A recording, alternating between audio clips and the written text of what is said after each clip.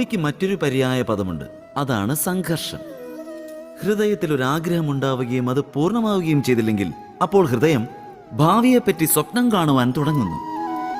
ഭാവിയിലെങ്കിലും ആ ആഗ്രഹം പൂർണ്ണമാകുമെന്ന് നാം സങ്കല്പിക്കുവാനും ആരംഭിക്കുന്നു.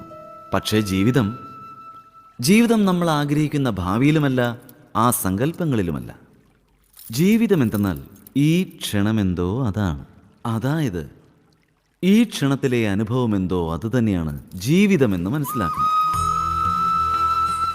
ഇതെല്ലാം നമുക്കറിയാമായിരുന്നിട്ടും ഇത്രയും നിസ്സാരമായ സത്യം മനസ്സിലാക്കാൻ ശ്രമിക്കാറില്ല.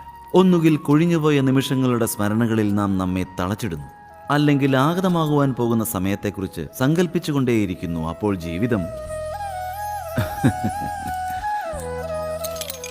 ജീവിതം ഒന്നിനു വേണ്ടിയും കാത്തു നിൽക്കുന്നില്ല. ഒരു സത്യം മാത്രം നാം ശരിക്കും മനസ്സിലാക്കിയാൽ മതി. നമുക്ക് ഭാവി പ്രവചിക്കുവാനും കഴിയില്ല, നമ്മുടെ ഭാവിയെ നിർമ്മിക്കുവാനും കഴിയില്ല.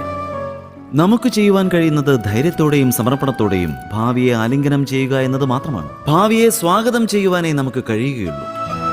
അങ്ങനെയാവുമ്പോൾ ജീവിതത്തിന്റെ ഓരോ നിമിഷങ്ങളും ജീവിതമായി തന്നെ അനുഭവപ്പെടുകയില്ലേ? സ്വയം ഒന്ന് ആലോചിച്ചു നോക്കിയാലും